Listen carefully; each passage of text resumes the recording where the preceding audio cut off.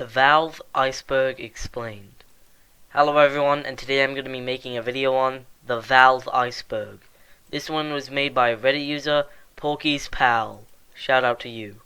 Now, for those of you who don't know, Valve is an American video game company that was established back in 1996 by the CEO, Gabe Newell. They've made some very iconic games. In fact, you may know some of them, such as Half-Life, CSGO, and Team Fortress 2. Anyway, let's get into the iceberg.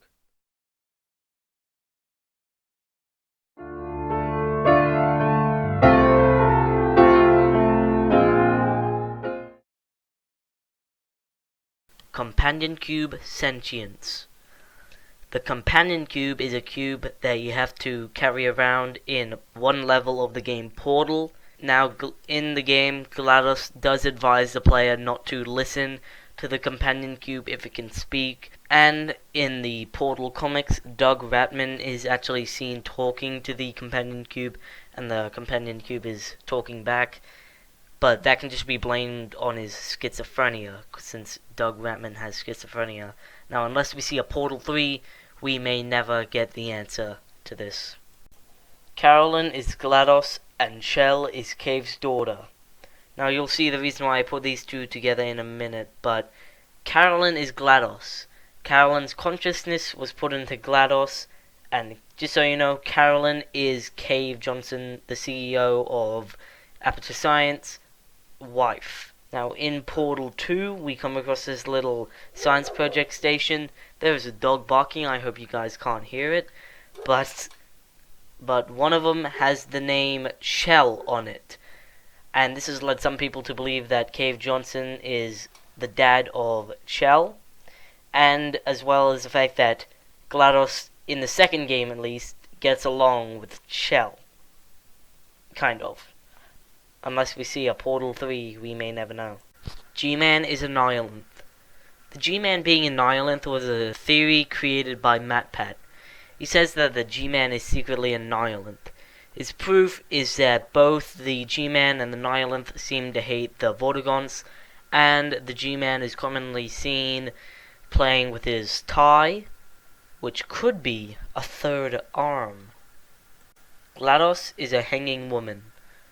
The design of GLaDOS kind of looks like a woman hanging upside down. Once you notice it, you can't unnotice it. Now, it's still unknown if this was intentional by Valve, but Valve is definitely the type of company to include little details like this, so maybe. Pyrogender. The Pyro is a character from Team Fortress 2. You may also know him as my channel icon. Now, Pyro, just like the G-Man, is a very mysterious character. We know barely anything about him, or her, or it. And one of the most debated things in the Team Fortress 2 community is whether the Pyro is a girl or a boy. The Pyro does have a purse in his locker, and also sees the world as like this Candyland type thing, like a little girl does. And the Team Fortress Classic Pyro was a girl, but that's Team Fortress Classic, not Team Fortress 2.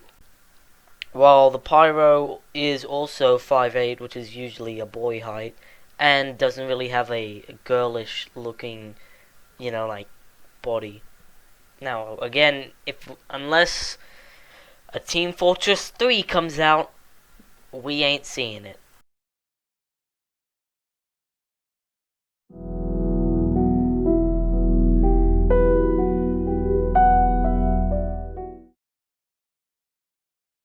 Aperture is in Ohio. So according to what I could find, one base of Aperture Science is located in Cleveland, Ohio. However, the Aperture Science that we are in Portal, is actually located in Upper Michigan. Betty. Betty was a character in the early development of Portal 2. She was meant to warn you about the different dangers of the test chambers, but she was eventually scrapped. This is what she looked like. Bren Advisor. Okay, I have no idea what a Bren Advisor is, but I think this may be referring to Breen Advisor, which in that case, Breen, or Dr. Wallace Breen, is the administrator of Earth and at the end of Half-Life 2, he dies, or so we think. People say that his consciousness was transferred into an advisor. An advisor is the advisor of the Combine, which has invaded Earth in Half-Life 2. There are a couple theories saying that this advisor that appeared in Half-Life 2 Episode 1 and Half-Life 2 Episode 2 were actually Dr. Breen as an advisor, but it's not really confirmed yet. And we do hear Dr. Breen talking about going into a host body, but it's never mentioned about an advisor or anything. So, unless we see another Half-Life game, we may never know this. Aperture.com. When Portal was released, a website promoting the game called Aperture.com got started. Now, I may be getting confused with a different website, but you would have to put in an email address and password, and it would take you to this other bit of the website. I can't really find it now, and I'm not sure if the website's been edited or I'm just visiting the wrong website, but now, whenever I go into it, a link to download Adobe Flash pops up. So, that's cool. Again, I just may be wrong, but yeah. Ratman is still alive. Ratman was the character that appeared in the Portal comics. Now, at the end of one of the comics, he gets shot in the leg by a turret and climbs into a sleeping pod. Now, it's possible he could have died of blood loss, but it's never really, suggested, so maybe.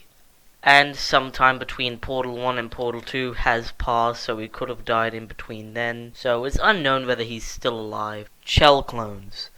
So in Portal, the Flash version map pack, we can find a room filled with clones of Chell, the character that we are playing as. So this has led people to believe that we are actually a clone, but this theory was proven false by Valve. Adhesion Gel. Adhesion Gel was a feature introduced into Portal 2. There are 3 versions of it.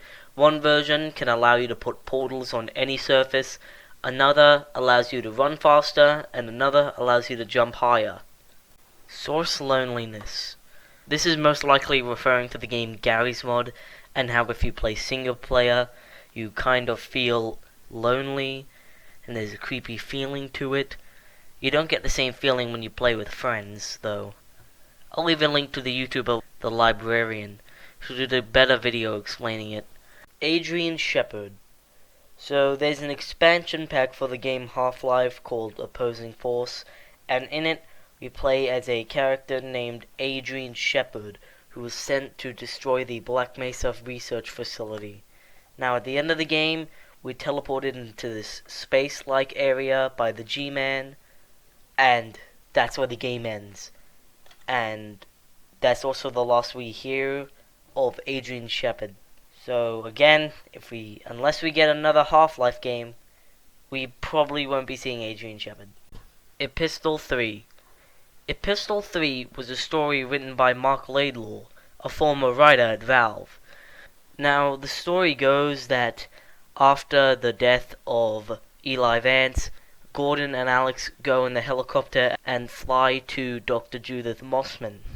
When they arrive, Alex kills Mossman, and then they find Dr. Breen in the form of a grub, and it's up to the player whether we get to kill Breen or not. Then Alex and Gordon go on to the Borealis, in which they travel through time, and we see glimpses of the 7-hour war. Now there's a bit of a debate between fan bases saying if this is really canon, since this was written after Mark Laidlaw left Valve. F-stop. So in Portal 2, we were originally supposed to be using a feature called F-stop instead of portals.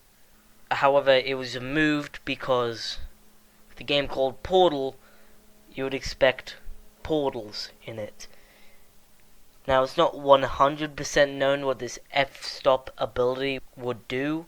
However, Lunchhouse did try and recreate this with their game Exposure. Mel. Originally, in Portal 2, we were supposed to play as Mel. It was changed because critics didn't like the fact that GLaDOS wouldn't recognize us, and there was also the fact that Well, Mel was pretty much Chell, just different hair. There is actually a game called Portal Stories Mel that you can buy on Steam. Head crabs in other universes. I am assuming this is referring to the fact that you can find head crabs in other games, which kind of ties the Half-Life universe into their universe, but it could just be a reference, so. Half-Life Uplink game. So Half-Life Uplink was the beta for the original Half-Life game, and it has all the original stuff that was supposed to be in Half-Life that got removed.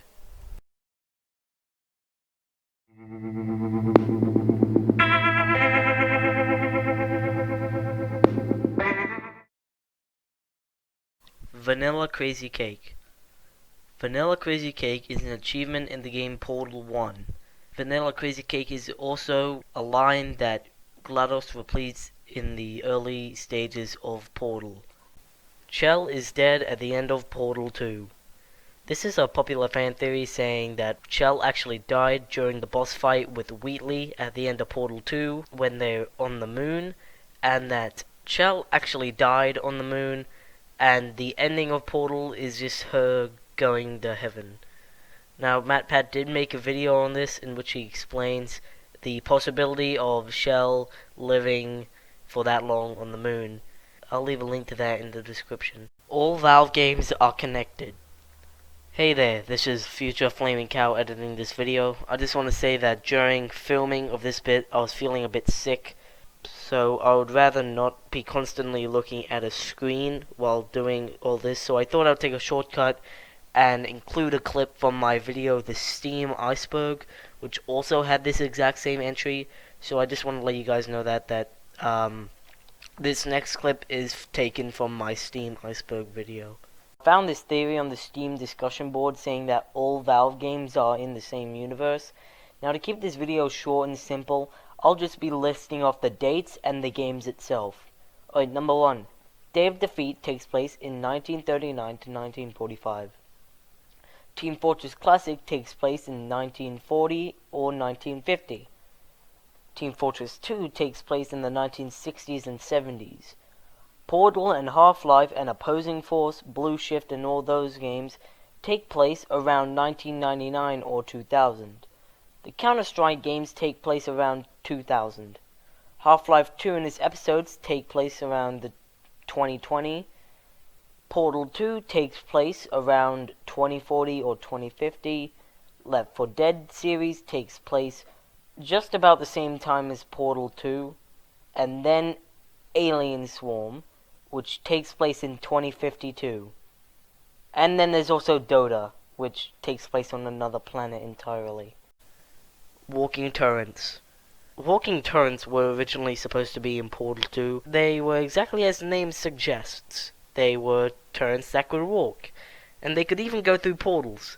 However, it was removed because the developers could not get it to work properly. Aperture Fixtures. Aperture Fixtures was the old name for Aperture Science when it was still a shower curtain company. Aperture HEV Suit.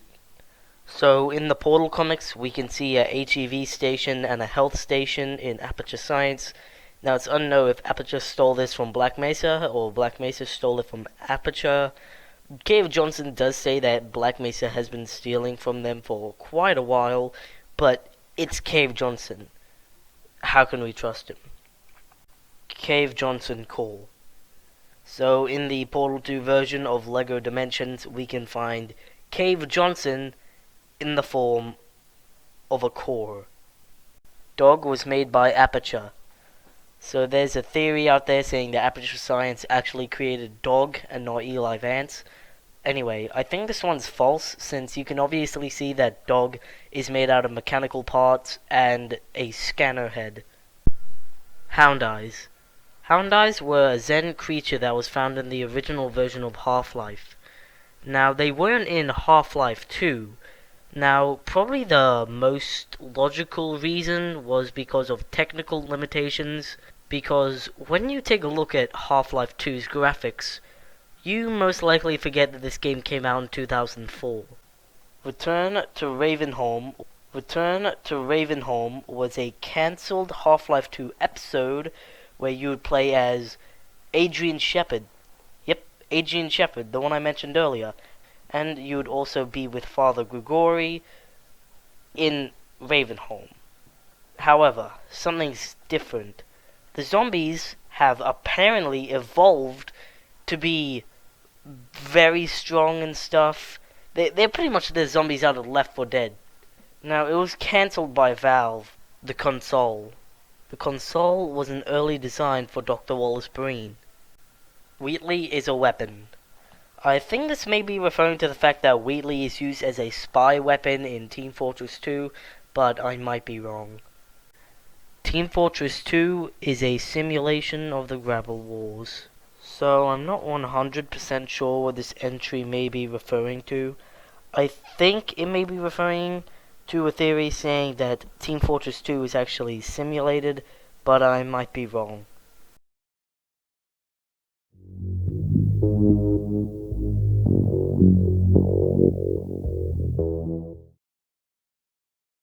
Secret Portal 1 room. So throughout Portal 1 and a bit of Portal 2, we can find hidden rooms in the test chambers made by Doug Ratman to hide from the turrets and GLaDOS. In them, we can find writings on the walls and empty jugs of water and beans. Cake Core. The intelligence core, also called the Cake Core, is a core found on GLaDOS in Portal 1. Now, the reason why it's called the Cake Core is because there are a couple voice lines of it listing the ingredients on how to make a cake. But if you wait long enough, it'll start listing the ingredients on how to preserve a dead body, which is very dark. Shell is an android. So I couldn't find anything saying that Shell is an android. However, the first thing that came up when I googled it said that Shell is probably not an android. So let's take this little piece of advice from GamingStackExchange.com and say that Shell is probably not an android. She's probably not an android. Say it with me, fellas. She's probably not an android. She's probably not an android. Every robot is sentient. So throughout the Portal games, we can see various robots show emotion, mainly Wheatley and the sentry turrets. Sentry turrets usually show a bit of fear when they're about to die and stuff. And then there's Wheatley, who's Wheatley. He's Wheatley. Portal guns are real. So you can buy a prop portal gun on the internet. However, unfortunately, it cannot fire real portals. Ratman on the moon. So for whatever reason, people think that Ratman actually got sucked out into space on the moon during the ending of Portal 2. Now, we don't see Ratman get sucked out, so I think this theory is just, yeah. Cut football mode. So football was supposed to be the Portal 2 co-op, and it involved Peabody and Atlas, who are present in Portal 2 co-op, playing with a football. Not football, but a football. And each player would have to throw the football into the other team's area. Black Mesa is Area 51. So there's a theory saying that Black Mesa is actually Area 51. There is quite a bit of evidence to support this. Black Mesa is a secret facility located in an American desert, and so is Area 51. However, the big difference is that Black Mesa is a research facility, and Area 51 is a military facility. And plus, Black Mesa is attacked by the military, so it wouldn't really make sense if it was a military base. So yeah. Still Alive is canon. So Portal Still Alive is a very popular Portal mod. However, it has been confirmed that it is non-canon. LEGO Dimensions is canon. So there is a LEGO Dimensions version of Portal, and for whatever reason, People think it's canon to the Portal games. However, it's confirmed that it's not. And it really only takes one look at the game to say that it's not canon. Reflection Gel. Reflection Gel was a cut gel from Portal 2. The way it would function is that you would be able to reflect lasers on any surface that the gel was on, but it was eventually cut. Hound Eyes extinct. So due to the fact that Hound Eyes were not in Half-Life 2 or any other Half-Life games, people believe they actually went extinct after either the Combine invaded Earth or during the Black Mesa explosion. Prospero. Prospero was the first game that Valve started working on. The game would be about exploration, and that's pretty much all there is. There's not much information on this. It was cancelled and Valve started working on Half-Life. Space Core is defective because it was smarter than GLaDOS. So I couldn't really find anything on this, but if I had to take a guess, then I would think that the Space Core from Portal 2 is actually way smarter than GLaDOS, and therefore it was decommissioned and it was made just dumb, and all it would care about was space.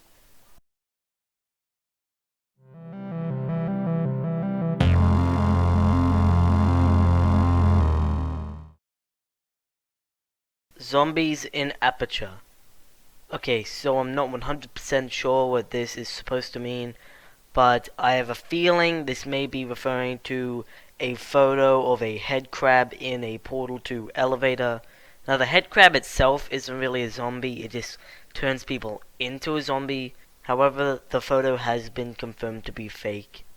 But if anyone has any ideas what this entry is referring to, let me know.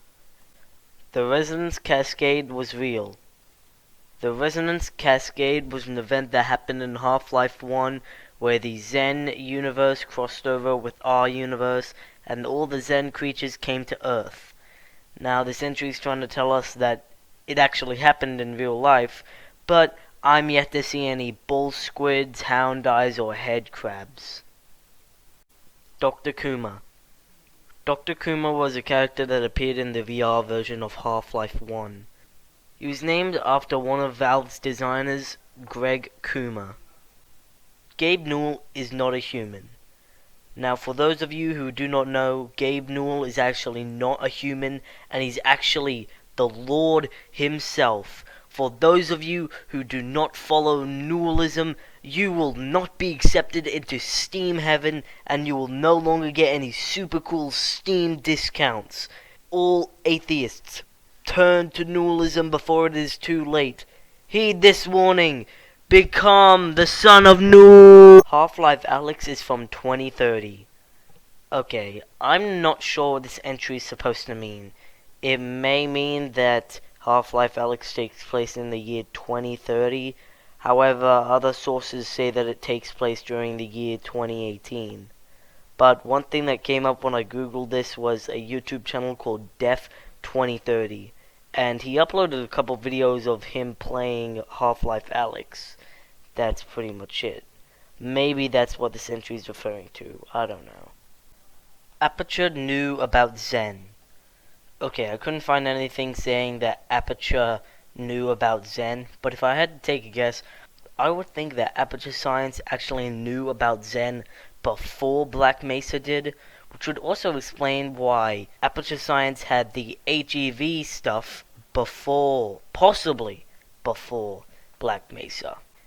Get your free TVs. Get Your Free TVs was the very first level for Half-Life 2 that was developed by Valve. It involved a massive fight between the humans and the Combine, as well as NPCs raiding stalls while yelling, "Get your free TVs!" Valve/Combine cover-up. Do not research. Okay, I am pretty sure this is a joke entry, because there was literally nothing that came up when I researched this. Unless there's a darker reason to why there was no information when I researched this. Maybe our benefactors, are blocking communication between people who want to discuss this topic. Maybe we're all living... Connection terminated. I'm afraid you've been misinformed. You have all been called here, into a labyrinth of sounds and smells, misdirection, and misfortune. A labyrinth with no exit, a maze with no prize. You don't even realize that you are trapped. Your lust for blood has driven you in endless circles, chasing the cries of children in some unseen chamber, always seeming so near, yet somehow out of reach. But you will never find them. None of you will. This is where your story ends. And to you, my brave volunteer, who somehow found this job listing not intended for you. Although there was a way out planned for you, I have a feeling that's not what you want. I have a feeling that you are right where you want to be. I am remaining as well. I am nearby. This place will not be remembered, and the memory of everything that started this can finally begin to fade away, as the agony of every tragedy should. And to you monsters trapped in the corridors, be still, and give up your spirits. They don't belong to you. For most of you, I believe there is peace, and perhaps more, waiting for you after the smoke clears. Although for one of you, the darkest pit of hell has opened to swallow you whole. So don't keep the devil waiting, friend. It was all a dream. Ah yes, the dream theory. It works with anything. So of course, this is a theory saying that the entire Half-Life series is just a dream in Gordon Freeman's head. I mean, it would make sense. How the heck was the Combine able to wipe out all of Earth's military in just 7 hours, but not be able to take down a guy wearing a suit and wielding a couple of guns and a crowbar? Gabe Newell is a time traveler. I'm pretty sure this one is a joke entry. Head crabs are real. Okay, I couldn't find anything saying that head crabs are real, but I did manage to find the photo of this crab that looks like a head crab, which is pretty cool. Borealis in the Flash version. So in the Flash version for Portal, we can find a hidden room where we can look into a dock that has the Borealis in it. We can also see a whole lot of bombs being placed on the ship, but we don't get to see what happens next.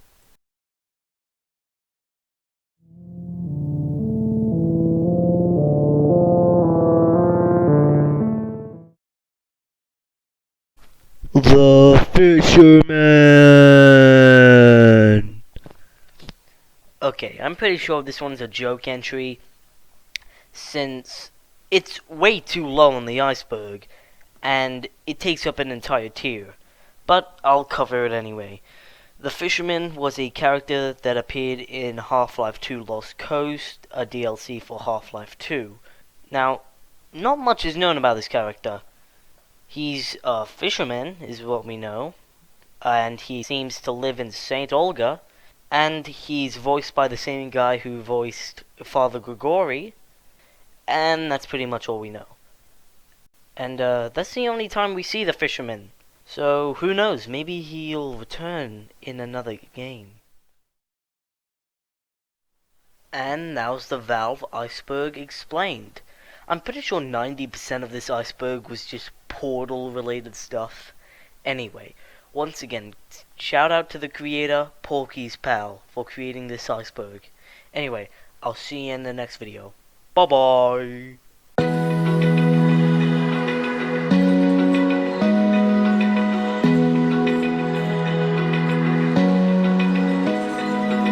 Open eye, feel the waves cut through me, hypnotized by the sounds I breathe.